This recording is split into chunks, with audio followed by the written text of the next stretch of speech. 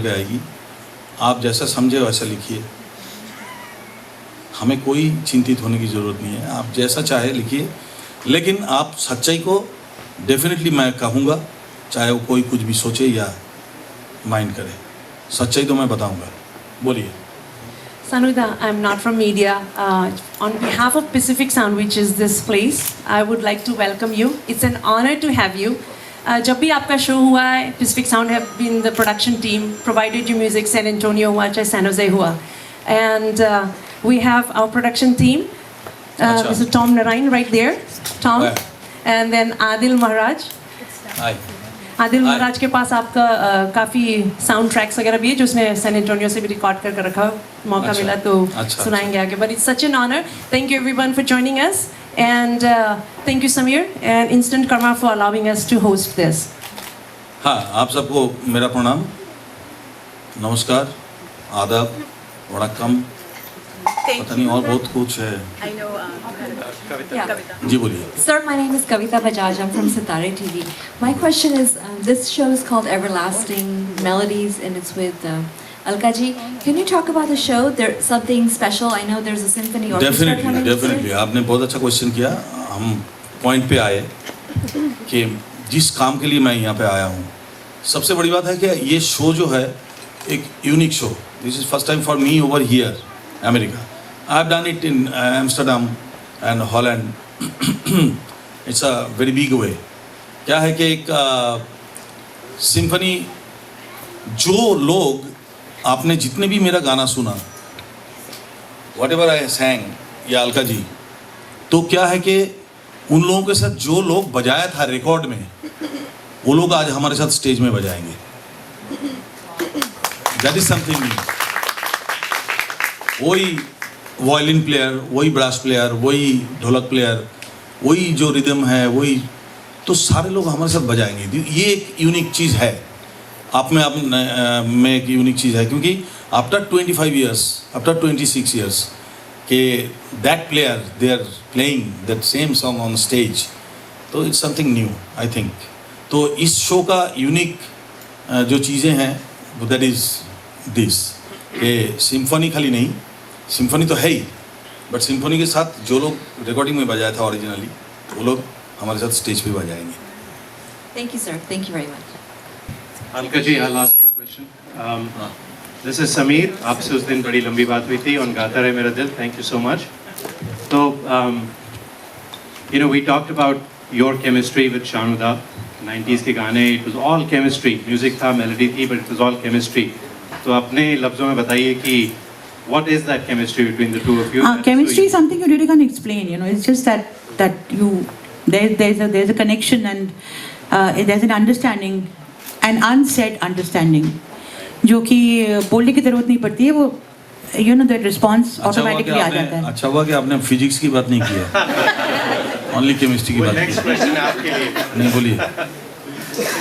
So it's just that there is a natural chemistry which we don't have to work at. It's just natural. Good evening. My name is Arvind. Arvind ji बोलिए. She is my daughter Ritu. Okay. And welcome to Bay Area. And we appreciate your presence over here.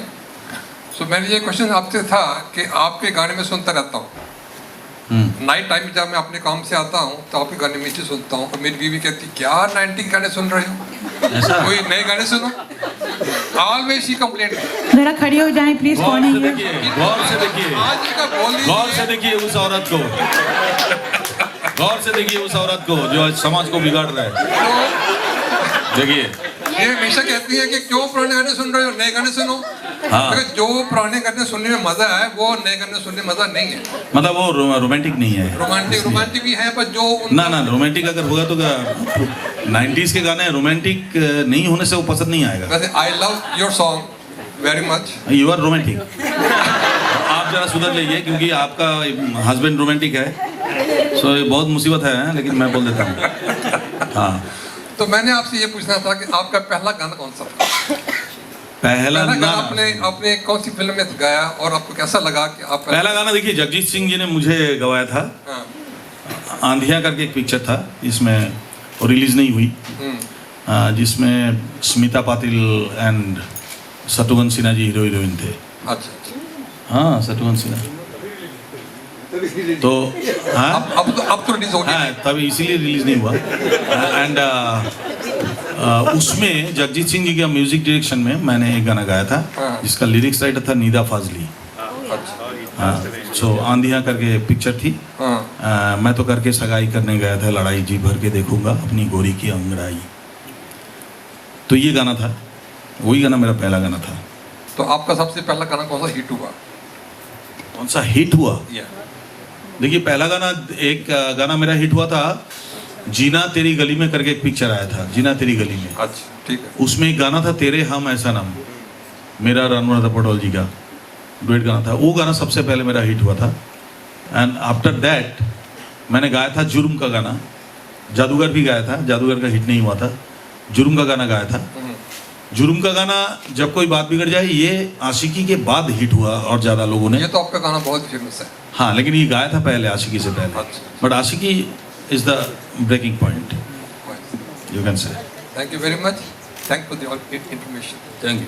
Alka ji, आपके लिए question है कि आपका पहला गाना कौन सा था, और सेम कब आपको लगा कि आप इंडस्ट्री में पहुंच गई हैं? मैं तो अभी भी रास्ते में ही हूँ। देखिए 30 साल हो गए मुझे इस करियर में और अभी भी आप लोग यही पूछते हैं कि पहला गाना कौन सा था। मतलब लोगों ने ये बात, मुझे लगता है जो फॉलो करते हैं इंटरव्यूज़ वगैरह वो लोग को रट गई होगी ये बात। पहला गाना देखिए ऐसा है कि जो सबसे पहला मैंने फिल्म में गाया, हिंदी फिल्म में, वो कुछ 3-4 लाइन्स थी, सिर्फ पूरा गाना नहीं था। वो गाना था, एक राजश्री प्रोडक्शन की फिल्म आई थी पायल की झनकार, उसमें कुछ 4-5 पंक्तियाँ थी सिर्फ क्लासिकल टाइप की, वो मैंने गाई थी। तो उसको मैं पूरा गाना फुल फ्लेजेड सॉन्ग नहीं कहूँगी। पहला जो प्रॉपर, जिसे प्रॉपर गाना कहते हैं, मुखरा अंतरा पूरा, वो जिस फिल्म के लिए मैंने गाया था वो उस फिल्म का नाम था इत्तेफाक से हमारी बहू अलका,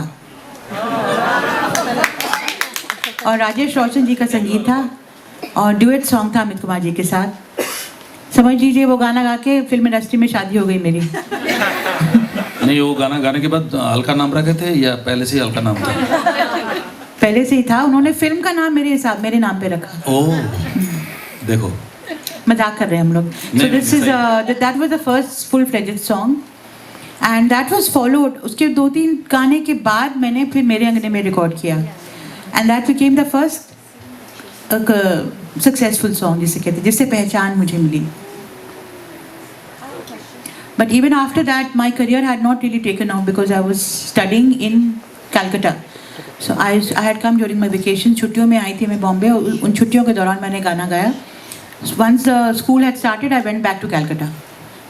तो काफ़ी साल बाद फिर कुछ मुझे लगता है 5-6 साल बाद के गैप के बाद फिर क़यामत से क़यामत तक के गाने रिकॉर्ड किए मैंने, फॉलोड बाय तेज़ाब।